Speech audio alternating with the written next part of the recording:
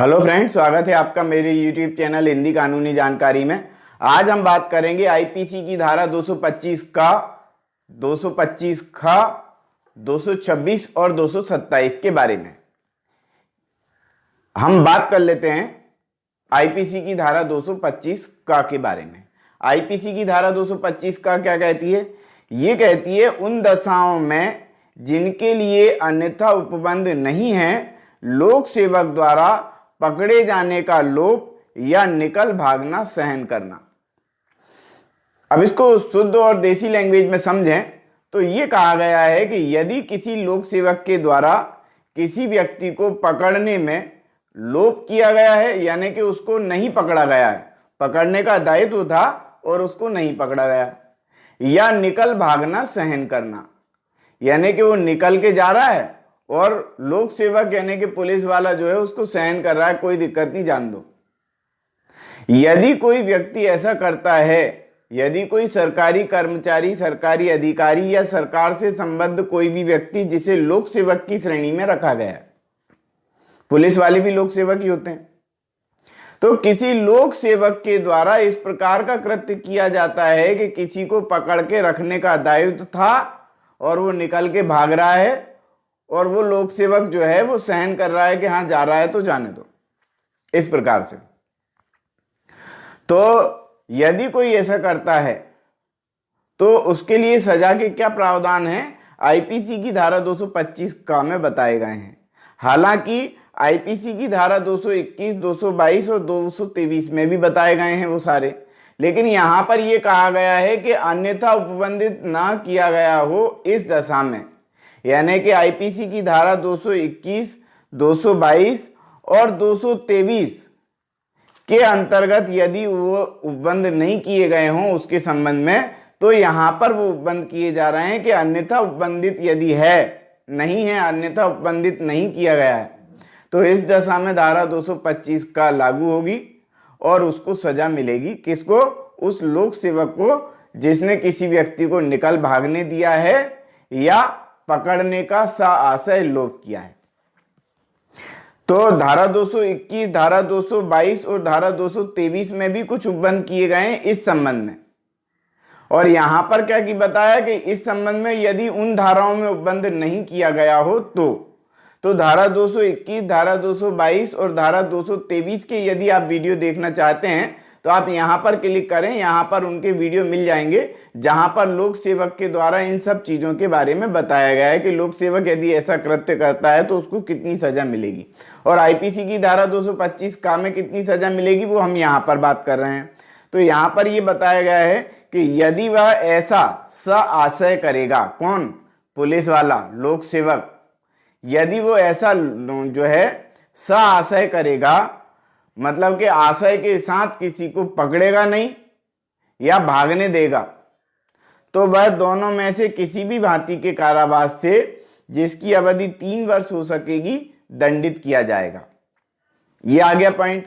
अब दूसरा पॉइंट आ गया कि यदि ऐसा लोक सेवक उपेक्षा पूर्ण कार्य करेगा, उपेक्षा पूर्ण यानी कि उसको ध्यान नहीं रखेगा और उसके ध्यान नहीं रखने के कारण कोई व्यक्ति पकड़ा ना जा सकेगा या निकल के भाग जाएगा।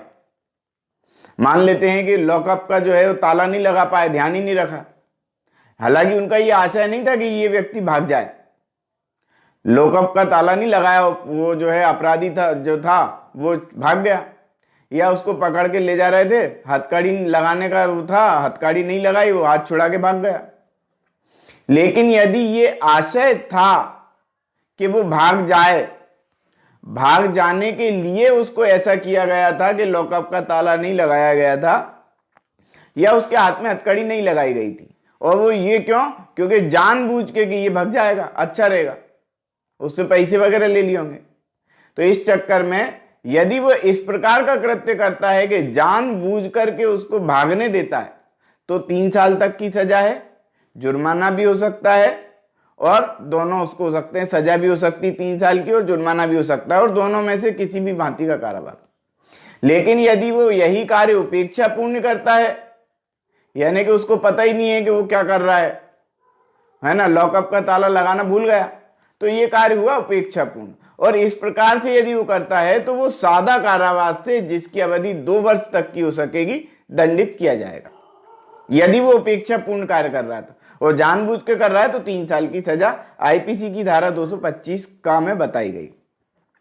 अब हम बात करते हैं आईपीसी की धारा 225 ख के बारे में। का और खा दोनों है, तो धारा 225 ख, अन्यथा उपबंधित दशाओं में विधि पूर्वक पकड़े जाने में प्रतिरोध या बाधा या निकल भागना या छुड़ाना।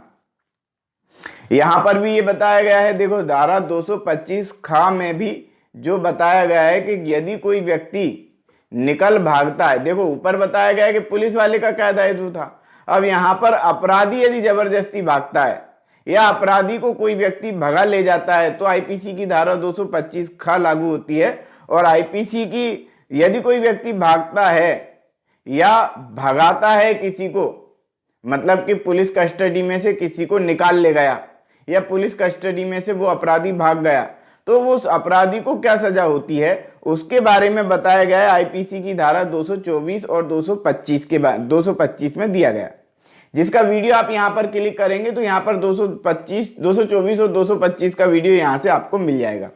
तो 224 और 225 के अतिरिक्त यदि कहीं पर उपबंधित नहीं किया गया है तो वो यहां पर बताया गया है धारा 225 ख में कि यदि कोई व्यक्ति भाग जाता है, अपराधी भाग जाता है, या यदि उस अपराधी को कोई व्यक्ति छुड़ा ले जाता है, भगा ले जाता है पुलिस कस्टडी में से, या उसका प्रतिरोध करता है या उसका विरोध करता है, जो मतलब कि पुलिस वाले का ये दायित्व था वो विधिपूर्ण उसको पकड़ के रखे, लेकिन कोई दूसरा व्यक्ति उसको जबरदस्ती उठा ले गया, छोड़ा ले गया पुलिस वाले को धमकी वगैरह देके, तो इस प्रकार से यदि कोई करता है तो धारा 224 और धारा 225 के अतिरिक्त है तो कितनी सजा मिलेगी, तो बताया गया कि दोनों में से किसी भी भांति का कारावास जिसकी अवधि 6 माह तक की हो सकेगी या जुर्माने से या दोनों से दंडित उसको किया जाएगा। कब?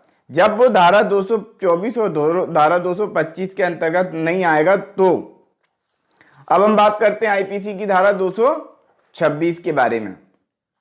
आईपीसी की धारा 226 जो है वो निर्वासन से विधि विरुद्ध वापसी का था इसमें, लेकिन इसको 1955 में यानी कि 1 जनवरी 1956 से इसको निरसित कर दिया गया है, हटा दिया गया है, और इसलिए अपन इस वीडियो के बारे में, इस धारा के बारे में बात नहीं करेंगे।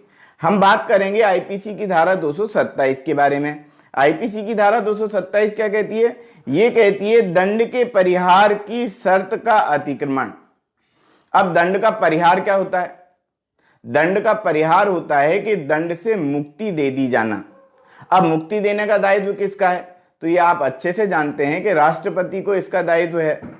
राष्ट्रपति जो है किसी की सजा को माफ कर सकता है। मान लेते हैं कि देखो मृत्युदंड को भी माफ कर सकता है, आजीवन कारावास की सजा को भी कम कर सकता है, या अन्य किसी सजा को भी वो कम करने की पात्रता रखता है राष्ट्रपति अपने देश का। अब मान लेते हैं कि किसी व्यक्ति को 10 साल की सजा दी। अब 10 साल की सजा दी, उसमें से वो 3-4 साल की सजा भोग चुका। राष्ट्रपति के सामने याचिका लगाई गई, राष्ट्रपति ने उनकी सजा को माफ कर दिया और उसको छोड़ दिया। अब छोड़ देने के बाद वो व्यक्ति फिर से अपराध करता है, वैसा के वैसे ही। वो मानता ही नहीं है, मतलब उसको सजा माफ कर दी, इसके बाद भी वो वैसे ही अपराध कर रहा है, तो उसको कितनी सजा होगी? वहां पर कौन सी धारा लागू होगी? तो वहां पर आईपीसी की धारा 227 लागू होगी। लिखा हुआ है ना, दंड के परिहार की शर्त का अतिक्रमण। अतिक्रमण मतलब कि उसका उल्लंघन उसने किया, जिस शर्त के अंतर्गत उसको दंड से परिहारित किया गया था, दंड से उसको मुक्त किया गया था। अब कुछ जो सजा वो भोग चुका था, बाकी सजा उसको माफ कर दी थी, या उसको पूरी की पूरी सजा माफ कर दी थी।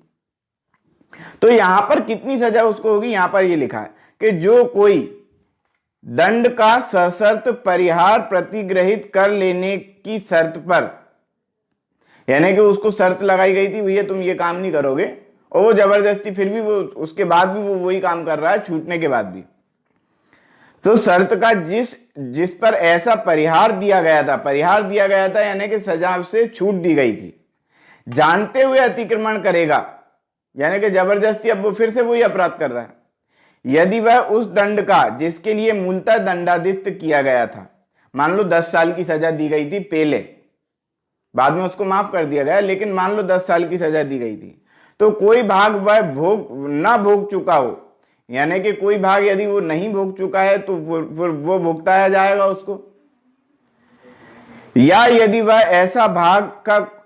ऐसा दंड का कुछ भाग भोग चुका है, यदि वो कुछ भाग भोग चुका है तो शेष जो दंड का प्रावधान है वो उसको दिया जाएगा। यानी कि कुल मिला के 10 साल की सजा उसको दी गई थी, 10 साल में से वो 3 साल की सजा भोग चुका था और फिर भी वो वैसे के वैसे ही काम कर रहा है, उसके शर्तों का उल्लंघन कर रहा है जो राष्ट्रपति ने या लगाई गई थी इस बात के लिए, भैया तुम ऐसा काम नहीं करोगे, लेकिन फिर वो ही उल्लंघन कर रहा है, उस शर्तों का उल्लंघन कर रहा है। तो ऐसे समय में वो जो 7 साल की सजा जो माफ कर दी गई थी वो उसको भुगताई जाएगी। इस प्रकार से यहां पर ये बताया गया है। तो जो कुछ वो दंड का भाग भोग चुका है और जो कुछ शेष रह गया है तो शेष भाग उसको भुगताया जाएगा, या उसको पूरा के पूरा दंड भी भुगताया जा सकता है। इस प्रकार से आईपीसी की धारा 227 में बताया गया। तो आज हमने अध्ययन किया आईपीसी की धारा 225 का, 225 खा और 226 निरसित हो चुकी है, इसलिए उसका अध्ययन हमने नहीं किया, और 227 के बारे में। तो आज की वीडियो में इतना ही। मैंने आईपीसी से रिलेटेड समस्त वीडियो बनाए हैं। आईपीसी की धारा 1 से लगा करके आईपीसी की धारा 511 तक के वीडियो आप यहां पर क्लिक करेंगे तो आपको यहां पर वीडियो मिल जाएंगे। तो आज की वीडियो में इतना ही। वीडियो यदि आपको पसंद आया हो तो वीडियो को लाइक करें, शेयर करें, कमेंट्स करें, और यदि आपने हमारे चैनल को अभी तक सब्सक्राइब नहीं किया है तो चैनल को सब्सक्राइब कर लें, बेल आइकॉन प्रेस कर दें ताकि अगली वीडियो का नोटिफिकेशन भी आपको तुरंत मिल सके। ये वीडियो देखने के लिए बहुत बहुत धन्यवाद।